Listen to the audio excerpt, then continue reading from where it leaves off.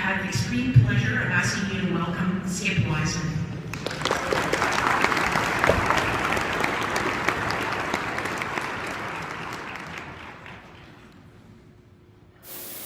So how about those Calgary Stampeders, huh? Congratulations. Awesome the guys are in the Grey Cup. Have a great, good luck next week. And we can't forget about the Calgary Flames. As a lifelong hockey fan and New York Rangers season ticket holder, one of my bucket list items was to see a hockey game in Canada. I flew in a day early and saw the Devils Flames game Saturday night. Was anybody else at the game? A few folks. Great game, wasn't it? Was. One of my 7 deadliest communication sins, is whoever was in the program yesterday may remember number 7, which is a lack of directness and candor. You know I like to be direct and candid with people. Can I give you guys some feedback from a New Yorker? Canadian hockey fans are way too polite. If the Rangers had played as poorly as the Flames did the first 2 periods, the Rangers, after the second period, would have been escorted off the ice with cascading profanity and 4-letter words. I didn't hear one 4-letter word the entire time of the game. That's not exactly true. I did hear one 4-letter word, I think. Jeez? Is that G-E-E-Z? Jeez? Jeez, they turned the puck over again. Jeez, they can't complete a pass. In New York, it's almost a requirement. If you walk up to the ticket taker and don't use profanity in 4-letter word, they turn you away. When I go to live hockey games, I really enjoy watching the bench area and the coaches directing the players on and off the ice every 45, 90 seconds on the line changes. And it seems like a very complex project of managing those players. Very similar to project managers managing stakeholders. With one slight difference. The players have to listen to the coaches. Not so much with project managers and stakeholders. The authority isn't there. And so you need a different strategy. Have you ever noticed that stakeholders view project managers in one of 3 ways? Tell me if this is your experience. Stakeholders view project managers as either a vendor and an expendable expense, a distraction and an annoyance, or a valuable asset and a peer. 2 of those 3 are not the level of relationship you need to drive greater results. If you were to assess your present stakeholder relationships, chances are 67% or more would not be at that valued asset peer relationship. And you absolutely have some of those high-level trust, respectful relationships where you are seen as a valued asset and a peer with your stakeholders, I'm sure. And there's still maybe one thing preventing you from influencing your stakeholders to drive better project results. And I learned some of this stuff way back at the end of my baseball career in the late 90s. And if you had known me back then, you would have known me as the president and general manager of the Hudson Valley Renegades, Class A minor league baseball team about 65 miles north of New York City. And you would have also seen me on the edge of burnout. It was my 17th season in baseball, and I could sense it coming for quite some time. 3 years, as a matter of fact. And I still remember the day, back in 1995. I was sitting in a luxury suite having a conversation with my key stakeholder at the time, the principal owner of the team, whose name was Larry. And Larry and I had a great relationship.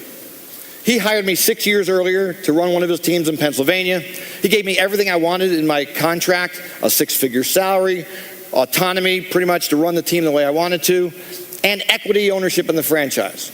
In essence, we were partners. Sitting in this luxury suite after the season, going over our financial performance, mid-December, looking out over an empty, barren baseball field, and we both agreed we had an unbelievably successful financial year. And I was feeling pretty confident in my relationship and in my performance. I decided to ask him a question he was not ready for. So Larry, I'd like to discuss handing off the day-to-day general manager responsibilities and just serving as club president. He looked like a deer caught in headlights. He didn't know quite how to respond, and he struggled. He said, well, Skip, at our level of minor league baseball, we don't have the budget flexibility. The budget flexibility to have that many layers of management. It would strain our finances. Now, we had just agreed we had the greatest financial year we could expect. We sold out every home game. I thought there could be some budget flexibility, but I let it go. I put him on the spot. I let it go. Fast forward 12 months. We're back in that same luxury suite having a year-end performance review again of our finances. Again, we agreed it was an unbelievably successful financial year. And I felt confident to ask the question again. So Larry, I'd like to hand off the day-to-day general manager responsibilities and just serve as club president. And this time Larry was ready. With absolute confidence, he looked at me and said, well, Skip, at our level of minor league baseball, we don't have the budget flexibility to hand off that many, to have that many layers of management. It would strain our finances. He said it with such confidence, I didn't have a reply. I decided to be the good team player. Fast forward 12 months, we're back in that skybox again, looking out over the field that this time was covered with a white blanket of snow. It had snowed 2 days earlier, about 8 inches. Again, we agreed we had an unbelievably successful financial year. I looked at Larry. I said, Larry, I'd like to discuss handing off the day-to-day general manager responsibilities and just serve as club president. Guess what he said? The best way I can explain it. Have you ever seen the movie Groundhog Day? I felt like Bill Murray in Groundhog Day. My communication with my key stakeholder was not connecting. Have you ever had a conversation with one of your key stakeholders that just was not connecting? I've had the privilege of speaking to more than 10,000 project managers over the last 3 years, working with some of them intimately in my group coaching programs over the internet and in organizations, and I believe I've come to understand something about that relationship between project managers and the influence they need to over stakeholders. And if you've ever felt like you don't have the respect and the influence and that valued asset, peer relationship with your key stakeholders, today is the day that can all change. Because at the end of today's session, you're going to walk away with 3 tools that come to you in the form of the Peak Stakeholder Relationship Toolbox. And when you apply these 3 tools, you will be on your path to becoming a valued partner of every stakeholder on every project. And it starts with your most important stakeholder. Who is that? Who is your most important stakeholder? You must know who that is. I'm sure you have a name on the tip of your tongue. On your handout, in the upper right part of your handout, right page, there's a question there, or a line there where you can fill in that blank. You have 10 seconds to write down the name of your most important stakeholder.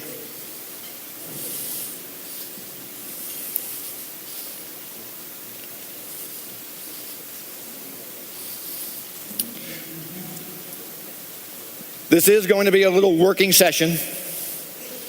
When I spoke to Laurel Sim, the past president of the chapter, I think, she said you guys were really interactive and participatory, so you can blame her for this.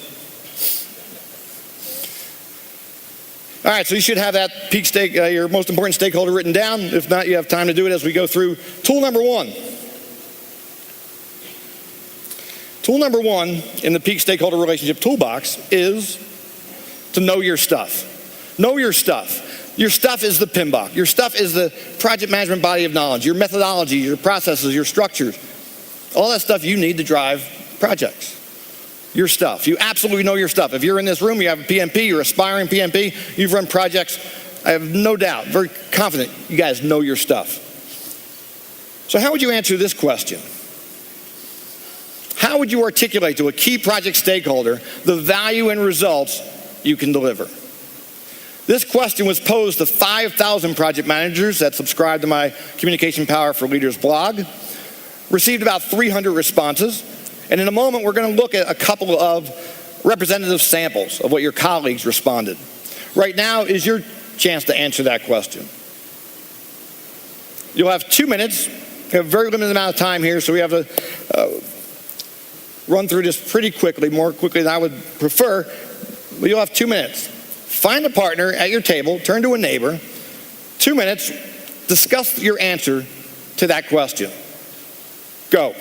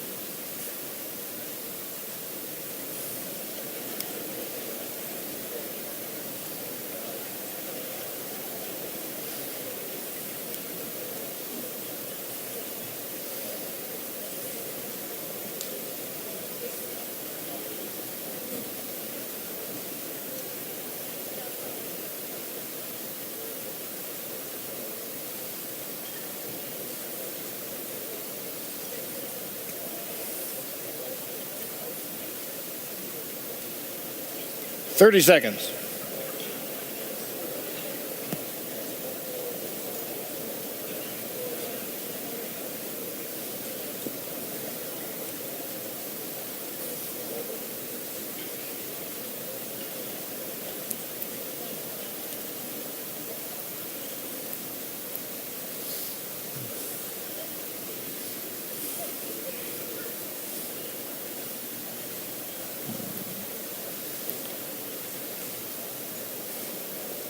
All right, clap once if you can hear me. Clap twice if you can hear me. All right, let's bring it back. So let's take a look at how your colleagues answered that question. And notice what your conversations were like at your table if you received similar answers at your table that your colleagues said here. Here's a representative sample of just a couple. One, as a PMP, I provide a structured approach to managing projects using proven methodology and best practices used and adopted worldwide. Number two, as a PMP, I bring a process-oriented approach and global reach back for best practices, lessons learned, timely and accurate results, and integrity. What were your conversations like? Were they similar to these responses? Raise your hand if you were similar to these responses.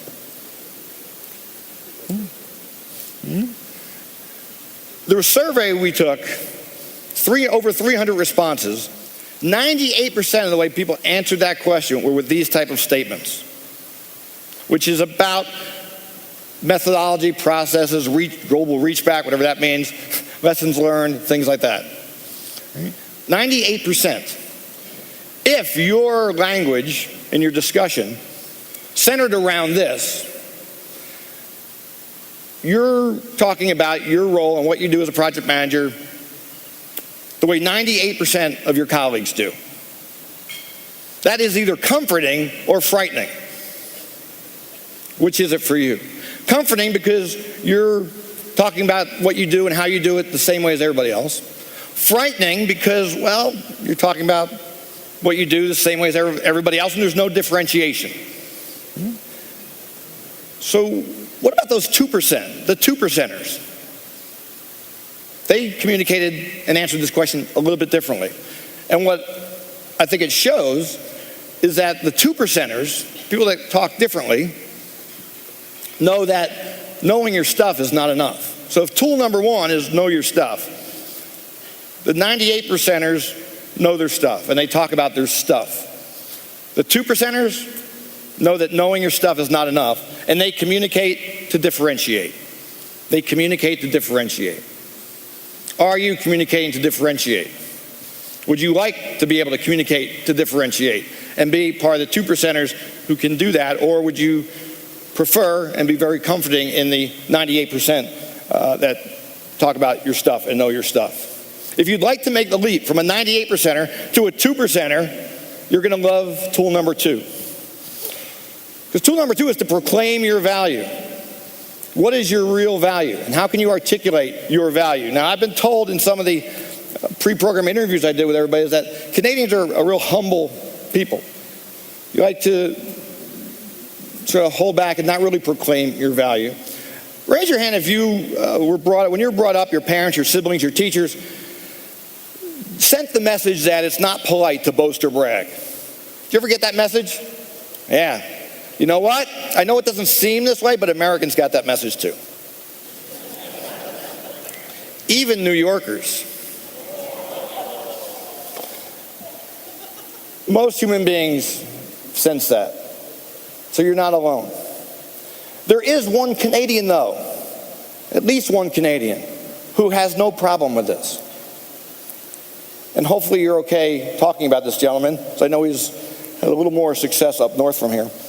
Anybody know who this guy is? He's a legend. He's an icon in New York, one of my heroes, who I think is the greatest team leader in team sports history. He did something for my team that nobody ever thought was going to happen. Brought us a Stanley Cup 20 years ago now, 74 years, one cup in 74 years. He was brought to New York to make it happen. He has no problem proclaiming his value. I don't know if you guys remember the story, but heading into the Stanley Cup playoffs, the Rangers were expected to win it all. They were built for that. He was brought in to make it happen. Stanley Cup semifinals, the Rangers are down 3-2 heading to New Jersey for Game 6. He shows up in the paper the next day, that morning of the game, guaranteeing a victory. We'll win tonight.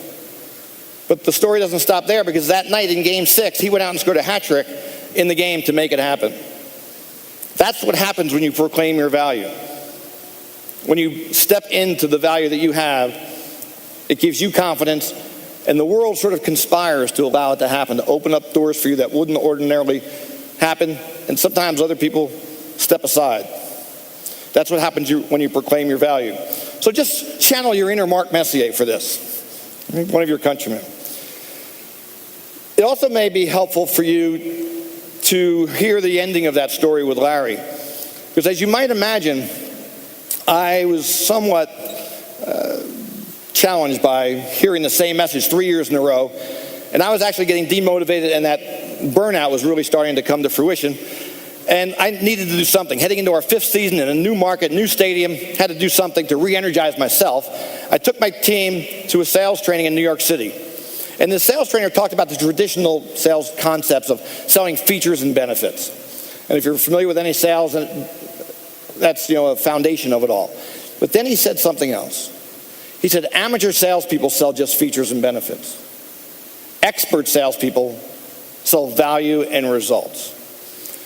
And whether you're selling a product, a service, a concept, an idea, the value and results that you are proclaiming and offering have to be greater than the investment you're asking the person to make. And make no mistake about it, as project managers, you're in sales. You are selling your concepts, your ideas, your methodologies.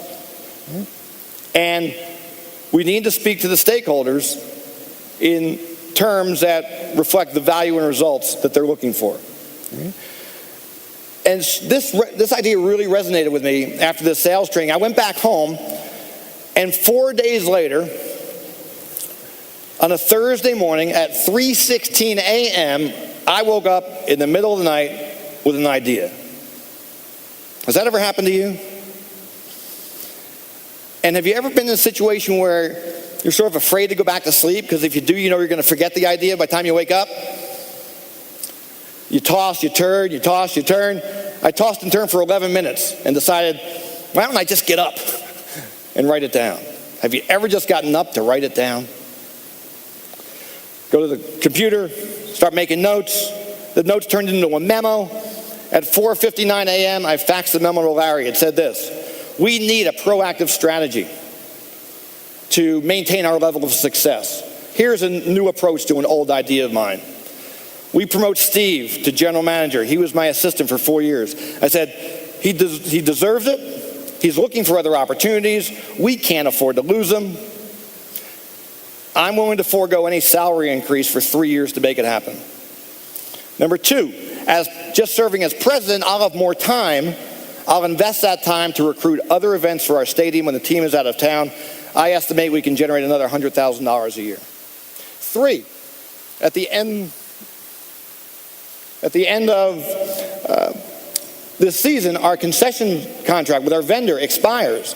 I want to bring concessions in-house. I'll oversee the transition. And this will generate another $100,000 a year. I faxed the memo to Larry at 4:59 a.m., went back to bed. 9:30, I get to the office. And there is a blinking light on my phone. You know what that represents, right? Punch the button. Hey, Skip, this is Larry. Thanks for the early morning memo. You're just not going to give up on this, are you? At our level of minor league baseball, this is really the exact way we need to approach this. Great thinking. Let's talk to Steve when I come up next week. It was a done deal. Because I shifted my language from being focused on my stuff, what I wanted, and put it in value and results language that was most important to my stakeholder. It created a win-win-win situation. I got the job I wanted, Steve got the job he wanted, the team generated significantly more revenue. Because that's the difference when you start talking about value and results. Because that's what the sales trainer said, amateurs talk about stuff, experts talk about value and results in quantifiable, measurable terms. So you have an opportunity to proclaim your value and results in a very quantifiable, measurable way. On your handout, you can have a space to write some of this down. Talk to your neighbor for another 2 minutes. And what you're going to do is look for your value and results in quantifiable, measurable value. So what are the recent projects you've been on that have been most successful? What are some older projects you've been on that have been most successful that you can quantify? Let me give you some examples of what the 2%ers said. As a tested project manager, I will more than prove my value by getting any task you assign me across the finish line on schedule, under cost, and within scope. Now that's basic triple aim stuff, not real quantifiable, measurable. But remember, I was going through 300 responses trying to dig for some gems, and this is the first one I came to. I'd like it to see more quantifiable and measurable stuff, but it's a start. One of your colleagues, Wayne, I was talking to earlier, said he's been project manager for a long time. His projects have never come in under the triple aim. But he's always had successful projects in the eyes of his stakeholders. So however you're going to define that is just fine for you. But think about how you might define the value and results you have. Here's another one. As a PMP, and the red is features, the blue is benefits, and the green is value and results. As a PMP, I bring consistency with the project schedule and cost in the range of plus or minus 2%. That's real quantifiable, measurable value, right? And the third, as a PMP, I've led a variety of projects, including one that came in on time and 13% under budget. One was completed 60% faster than industry expectations, and one created a systems change and saving our company $750,000 a year in perpetuity. So that's some of the language that I'm talking about. Real quantifiable, measurable results that you've worked on that you can proclaim. And realize this is like a financial advisor. You know, the past performance is no guarantee of future results, right? It's going to rely on the resources and the relationships and the things that you do. But we have to start proclaiming our value and knowing what our value is. Okay? So 2 minutes, turn to your partner. And as a partner, when your partner is talking, you need to coach them away from the stuff and towards the quantifiable, measurable value and results. See what you come up with. You got 2 minutes, go.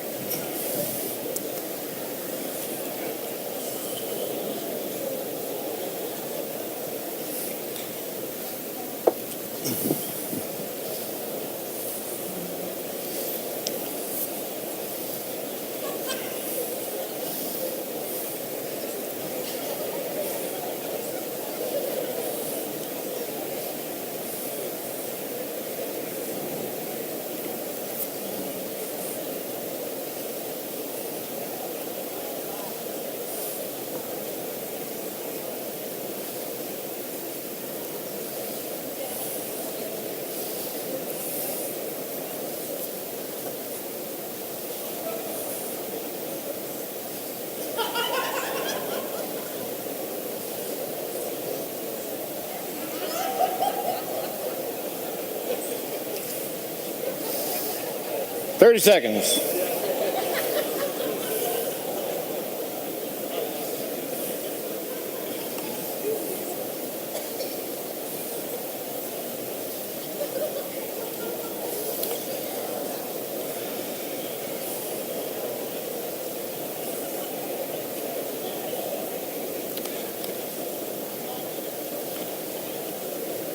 Okay, let's bring it back. Clap once if you can hear me. Clap twice if you can hear me. Okay. So raise your hand if you and your partner had a really good discussion that raised the level of the discourse and the conversation you had from previously. More quantifiable, measurable value and results. Anybody? Okay, congratulations. Good work. Now we're going to take this to the next step. Because even if you are starting to proclaim your value, there's one extra step, this missing link, that makes the difference. Because sometimes when you get in front of stakeholders at various levels, different levels of experience in your mind, remember Warren talked this morning about perception. Sometimes perception is not reality. And we make up these things in our mind that get in our way of really proclaiming our value, but even more importantly, believing in our value. Tool number 3 is believe in your value. And this is not as easy as it sounds. I thought I had conquered this after working on myself for 13 years. 2011, I came up against a barrier. I had decided to launch a whole new branded website, and I worked on it for 4 months. And it was ready to go. I get an email from my web guy. His name is Adam. He says, Skip, take one last look at this website. When you give the go ahead, it's going live to the world. I click on the link, and this is what I see. A double-sized banner masthead with my stylized logo in purple all the way across the front, myself in a quite dapper pinstripe navy blue suit, and the brand across the top, which says, the leadership and workplace communication expert. I went into full panic attack mode. Heart palpitations, shortness of breath, an anxious feeling in the pit of my stomach that made me want to throw up. Tremendous fear, uncertainty, and self-doubt creeped in, bubbled up, bubbled over. In this fear, uncertainty, and self-doubt state, the phone rings, and it's Adam. Adam, I can't put this out there. I can't do this. I'm no expert. What if somebody asks me a question I can't answer? Nobody ever said I was an expert. I can't do this. I'm a fraud. People are going to find me out. Yes, Adam, I'm breathing. Yeah, I'm relaxing, but I still can't do this. We can't put this out there. Yes, I've wanted this for 4 months. In that moment, Adam went from web designer to therapist. He said the most profound thing anybody's said to me, greatest coaching in the world. He said, you need to see yourself as an expert. No one will see you as an expert until you see you as an expert. See, I believe the PMP acronym is all wrong. It should be PME, for project management expert. We need to be seeing ourselves as the project management expert in our role in our organizations. When we do that, it's going to shift our whole belief about what we do and how we bring it to the organization and the stakeholders that we work with. A web guy, who thought? No one will see you as an expert until you see you as an expert. That's the challenge. If you've ever, raise your hand, just be honest, in a room full of peers, you're in the same boat. Have you ever felt fear, uncertainty, and self-doubt in doing your role? Anybody?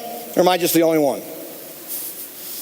Welcome to a non-exclusive club, which is called the Imposter Syndrome Club, or the Imposter Phenomenon. Has anybody ever heard of this?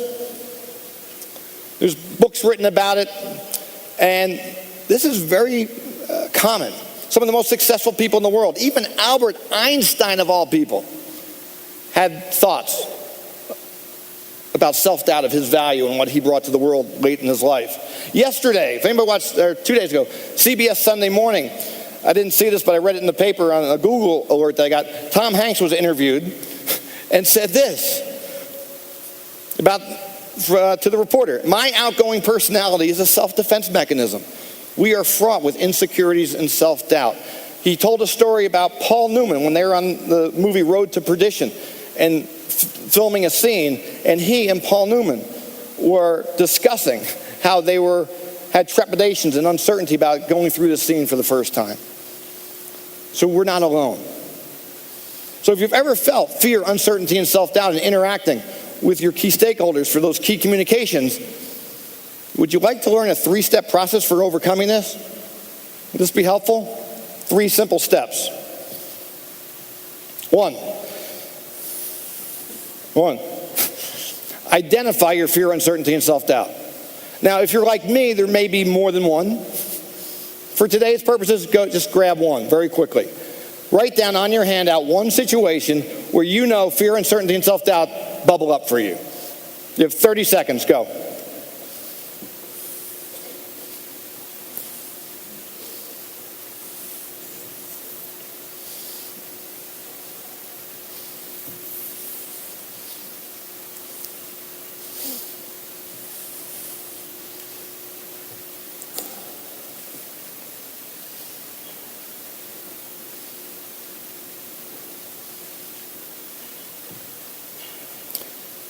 The second step in the process is to identify your lid. Identify your lid. What, Skip, are you talking about? What is my lid? Do you remember the phone conversation I had with Adam? That was my lid. All the limiting internal dialogue. Lid is limiting internal dialogue. It's your negative self-talk.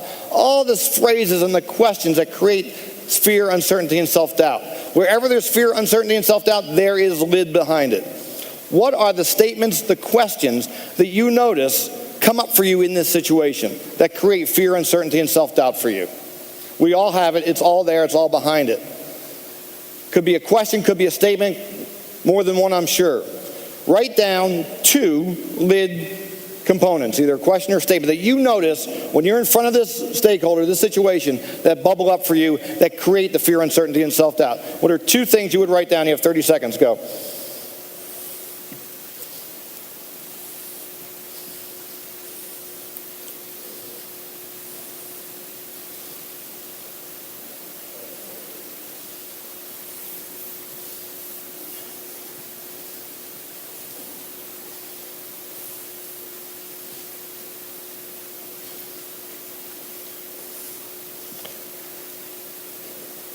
Okay.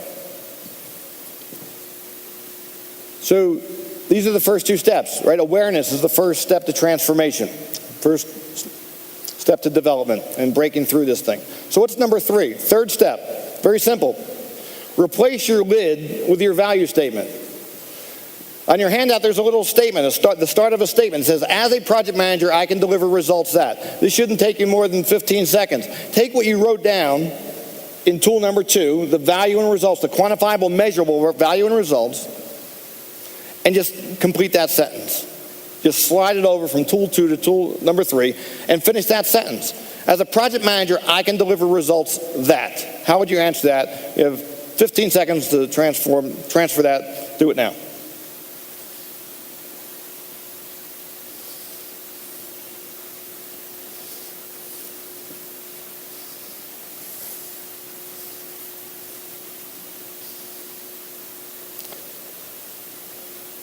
So now you have this statement, which is basically a personal value proposition for the results and value you deliver in your role as a project manager. What do you do with this? Now, this doesn't just overtake your lid. It's going to keep bubbling up, but it's the first step. This should become your personal mantra, your affirmations. We have to reprogram ourselves to get rid of the lid and use this stuff to begin believing in your value. And it's not going to happen overnight. I have to admit, it took me about 6 months before I really got comfortable seeing that website and handing out business cards that looked like the website. What I did was, what Adam reminded me to do, was to look at the 12 testimonials from prior clients that were there to remind me of the value and results I did for my clients. I had to keep looking at those and reading those and seeing those every so often. Now, if you're a really good person who's a great project manager who's always stretching your comfort zone, this is never going to go away. It's a process. And the lid may get tougher and the situation may get tougher, and so you just need to keep reinforcing your value and coming back to it. So how do you use this? When you're getting dressed for work in the morning, recite it. When you're in the shower, instead of singing, sing this. When you're driving to work, put in some inspirational music in your car and recite it out loud at the top of your lungs. People will think you're just singing along with the music. This is how you reprogram your mind. Imagine if you spent 5 minutes, instead of counting sheep at night to go to sleep, you just ran this statement over and over again. This is how you do it. Then the next time the lid comes up, this will start overtaking it. This is how we reprogram ourselves and begin believing in our value. You've done a lot of work with your partners so far today, so you have one quick little exercise to do with them again. Your value proposition you just write down.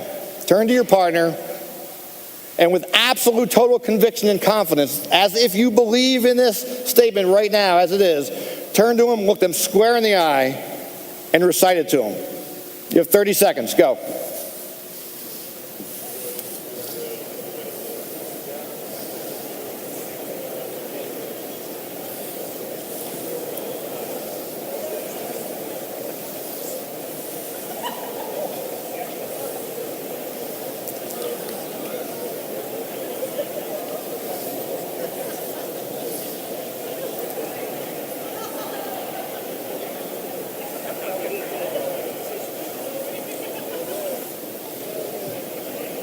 All right.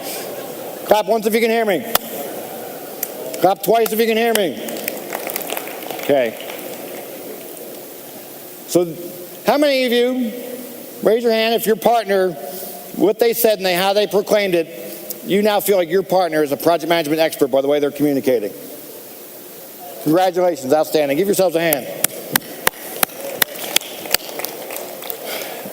I was told after I did this program in Pittsburgh a couple of weeks ago that I should change the title to Project Management Group Therapy. You can give me your feedback on this later on. This program actually has 5 tools to it because this is just you working on yourself, and that's really the first step. If you've got value from this program today and you'd like to learn the next 2 tools, the following 2 tools, you have an opportunity to do that in a webinar. Because we don't have time to do all 5 tools here today, I want to give you an opportunity to join me on a free webinar where you can earn an additional PDU on December 12th. The next 2 tools, the final 2 tools are, tool number 4 is to assess and build stakeholder relationships. And in that you'll learn some real direct questions you can ask your stakeholders to begin building high levels of trust and respect in a peer level relationship with them. And then tool number 5 will be to take that information and create compelling communication that connects and create basically value propositions like you just did for yourself that really speak to what they want. And that's what we'll be doing on the webinar. So you'll be building on what you learn here. If you want to join me on that webinar, just complete the left side of the handout, which is a feedback form, and you'll get an invitation to that webinar coming up on December 12th. At 12 noon Eastern time, I guess 10 out here. Okay? Because I want you to get the full package so you can really use this and apply this in the real world with your stakeholders and start driving greater project results. Remember that question I asked you back at the beginning? Who was your most important stakeholder? How did you answer that question? Any ideas? Throw it out. Is it a name or is it a position or a title? Anybody have anything they want to share with us? The boss? Okay. Yes, ma'am. Excuse me? Me. What's your name? Angie. Give Angie a hand. Congratulations. Thank you for sharing. Now, be honest with me and Angie. Who else said me? Cool. So we got about 50% in the room so far. If you did not put me down, cross off whatever you put down, unless you're the boss. And in big capital letters, put me. You guys are much better than Pittsburgh. I have to give you kudos. Significantly less people in Pittsburgh did that. Okay? You are your most important stakeholder. So in essence, you're already working on your most important stakeholder. Because we can't, just like Adam said, right? No one will see you as an expert until you see you as an expert. And we need to really now stand in that. Yet, even though we believe that, there's probably still those fear, uncertainty, and self-doubt situations still come up for you.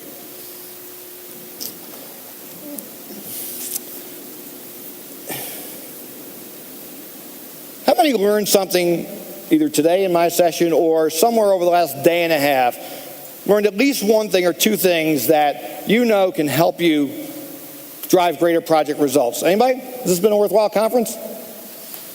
Outstanding. Congratulations. Great event.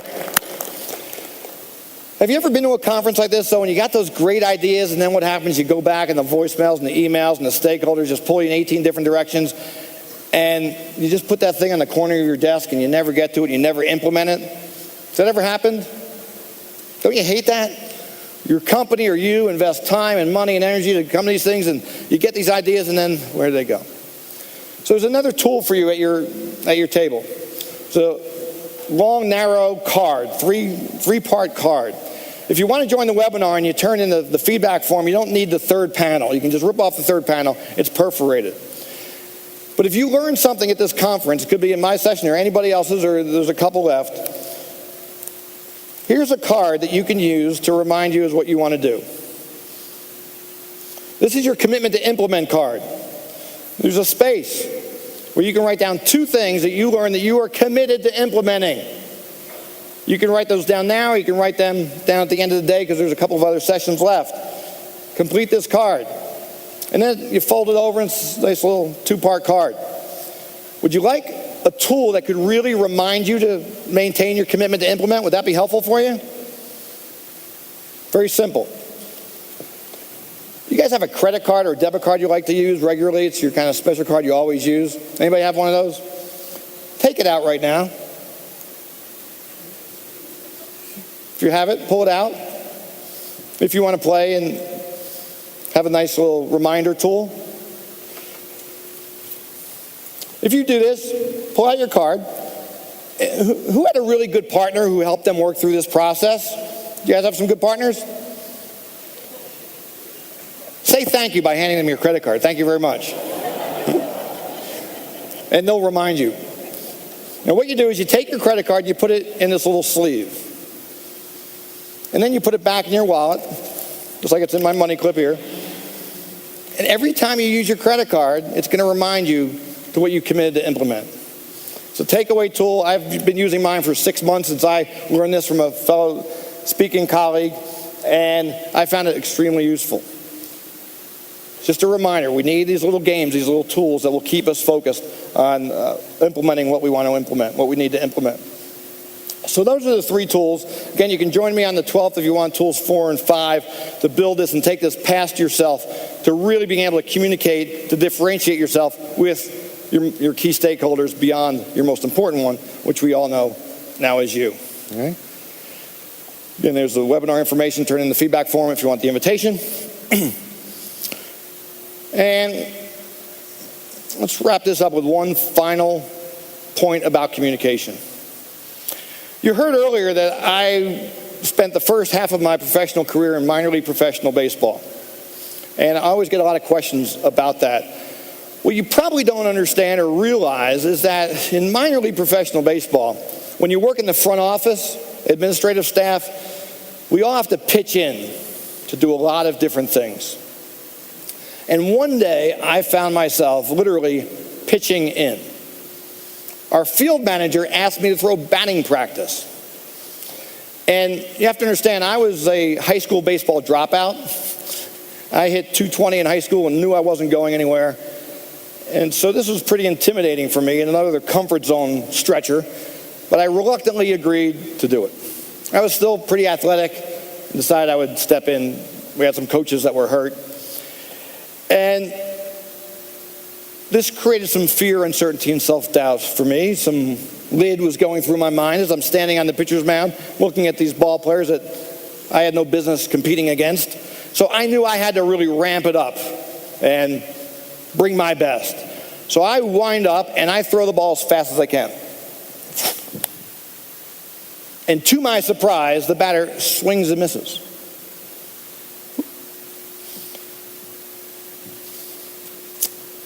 Starting to build a little confidence.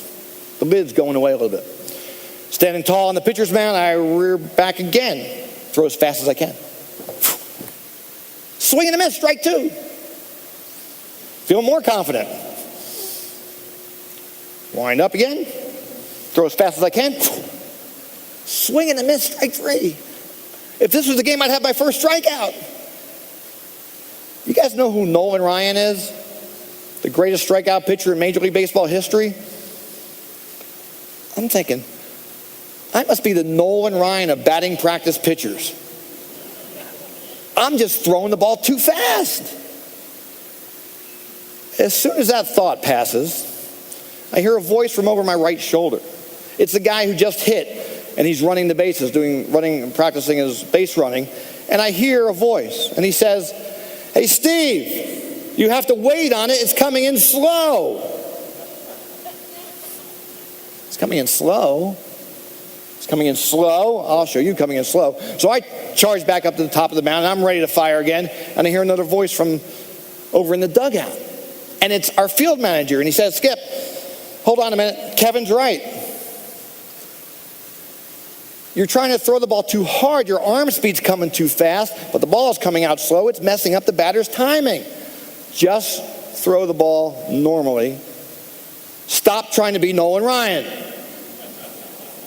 How'd he know? So from there on, I just throw naturally. That ball may have gone in slow, but it went out fast, 350 feet over the fence. Have you ever thought you were doing something right and you weren't? From then on, every time I threw the ball, they were spraying the ball over the place. And I realized in that moment that the job of a batting practice pitcher is not to strike out the batters. The job of a batting practice pitcher is to pitch it so that it connects. Have you ever done something like that where you thought you're right, but your ego sort of got in the way, or maybe you were a little intimidated, and so your ego got in the way because you thought you had to really ramp it up and become something you weren't? That's where I was. And so I realized the job of a batting practice pitcher is not to strike out the batters, it's to pitch it so that it connects. And it's much the same when we communicate, especially as project managers. How you pitch it determines how it connects. How you pitch it determines how it connects. So whether you're communicating with your most important stakeholder, yourself, or other stakeholders, or even your project team members, or even your spouse or significant other, how you pitch it determines how it connects. And I trust that in this brief time we've had here today, that you've learned something that will help you pitch it so that it connects at a much higher, much deeper level, so that you can influence both your most important stakeholders and all the other stakeholders that you need to influence so you can get greater resources to drive greater project results. I commend you for being at this conference and earning the extra PDUs and adding to your body of knowledge, and I challenge you to take that commitment to implement card and apply at least two things from what you learned here at this conference and use it to drive greater results and greater value for your organization. And when you do that, it will add value to the PMP certification in the industry, but most importantly, it's going to add value to your role in your organization, which makes you more valuable in your career. So that's my challenge for you. Thank you for allowing me to be part of your event. You guys run a great show, and go Stampeders next week.